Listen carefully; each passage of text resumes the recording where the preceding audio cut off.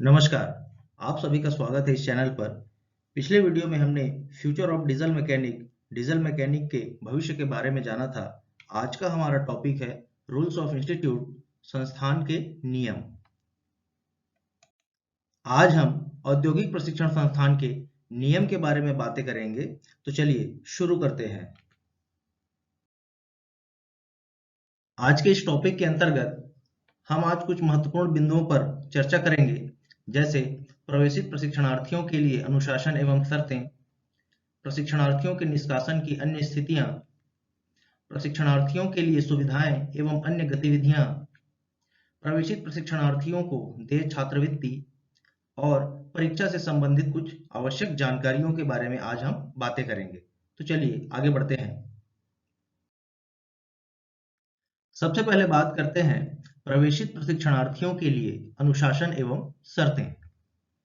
औद्योगिक प्रशिक्षण संस्था के प्रवेशित प्रशिक्षणार्थियों द्वारा अनुशासन भंग किए जाने पर उनके विरुद्ध प्राचार्य या अधीक्षक द्वारा अनुशासनात्मक कार्यवाही की जा सकेगी, जो कि निलंबन, निष्कासन या परीक्षा में सम्मिलित होने से रोकना इत्यादि हो सकता है। प्रत्येक प्रशिक्षणार्थियों को संस्था में निर्धारित गणवेश, यूनिफॉर्म, स्मोक ग्रे रंग का पैंट एवं शर्ट आधी बाह का प्रतिदिन पहनकर प्रशिक्षण संस्था में उपस्थित होना अनिवार्य है।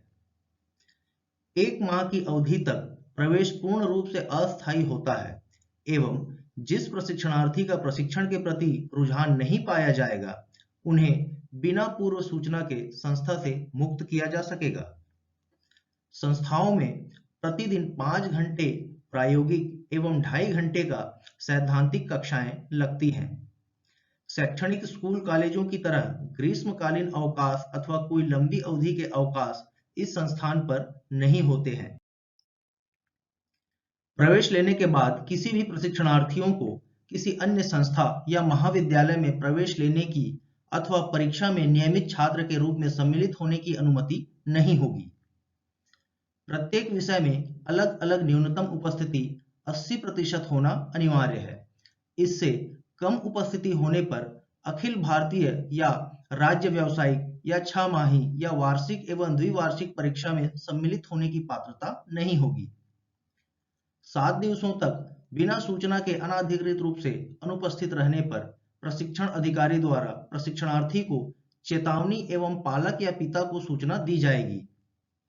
लगातार 10 दिनों तक अनाधिकृत रूप से अनुपस्थित रहने पर संस्था प्रमुख द्वारा निलंबन की कार्यवाही की जाएगी।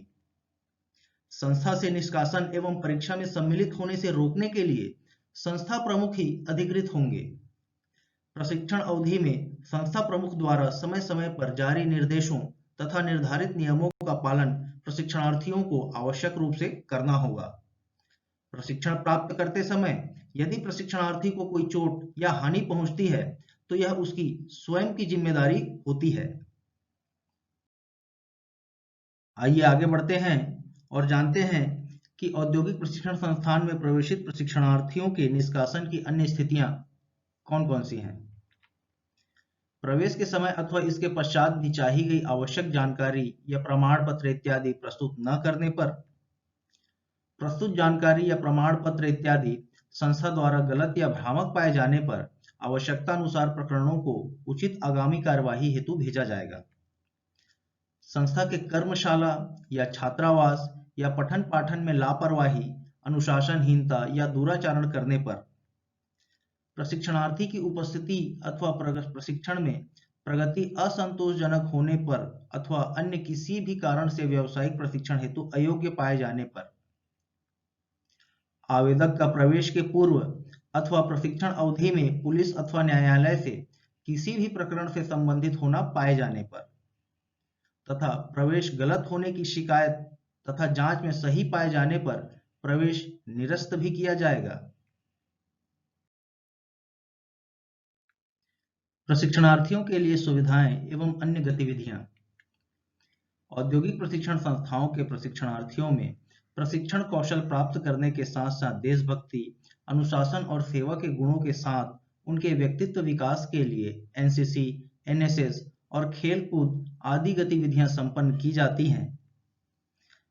राष्ट्रीय कैडेट कोर, जिसे एनसीसी कहते हैं, वर्तमान में राज्य के 5 औद्योगिक प्रशिक्षण संस्थाओं जैसे भिलाई, माना, बिलासपुर, रायगढ़ एवं कोरबा में संचालित है। इसी तरह राष्ट्रीय सेवा योजना या एनएसएस वर्तमान में राज्य के 8 औद्योगिक प्रशिक्षण संस्थाओं क्रमशः भिलाई, रायपुर, माना, महासमुंद बस्तर, अंबिकापुर, बिलासपुर, रायगढ़ एवं कोरबा में संचालित है। प्रवेशित प्रशिक्षणार्थियों को दे छात्रवृत्ति। औद्योगिक प्रशिक्षण संस्थाओं में प्रशिक्षणार्थियों को गरीबी रेखा के आधार पर छात्रवृत्ति 300 रुपये प्रति माह की दर से प्रदान की जाती है। अनुसूचित जाति या जनजाति के प्रशिक्षणार्थियों को अनुसूचित जाति जनजाति विभाग द्वारा निम्नानुसार दर पर छात्रवृत्ति प्रदान की जाती है। छात्रावासी 450 रुपये प्रति माह और गैर छात्रावासी 300 रुपये प्रति माह। निःशक्त जन प्रशिक्षणार्थियों को राज्य शासन के पंचायत एवं समाज कल्याण विभाग द्वारा छात्रवृत्ति समय समय पर निर्धारित दर से प्रदान की जाती है। प्रवीणता छात्रवृत्ति 300 रुपये प्रति माह कुल प्रशिक्षणरत प्रशिक्षणार्थियों के 4% को प्रदान की जाती है। इस हेतु नव प्रवेशित प्रशिक्षणार्थियों के लिए प्रतियोगी परीक्षा का आयोजन संस्था स्तर पर किया जाता है। भोजन वृत्ति शासकीय औद्योगिक प्रशिक्षण संस्थाओं में संचालित छात्रावास में निवासरत अनुसूचित जाति, अनुसूचित जनजाति एवं अन्य पिछड़ा वर्ग के प्रशिक्षणार्थियों को भोजन वृत्ति 500 रुपये प्रति माह प्रदान की जाती है। परीक्षा से संबंधित आवश्यक जानकारी। औद्योगिक प्रशिक्षण संस्था आईटीआई में संचालित मुख्य परीक्षा अखिल भारतीय व्यावसायिक परीक्षा के नाम से जानी जाती है। जिन व्यवसायों या संस्थाओं को एनसीवीटी से मान्यता प्राप्त नहीं होती है, उनकी सत्र समाप्ति के पश्चात एससीवीटी द्वारा परीक्षा ली जाएगी।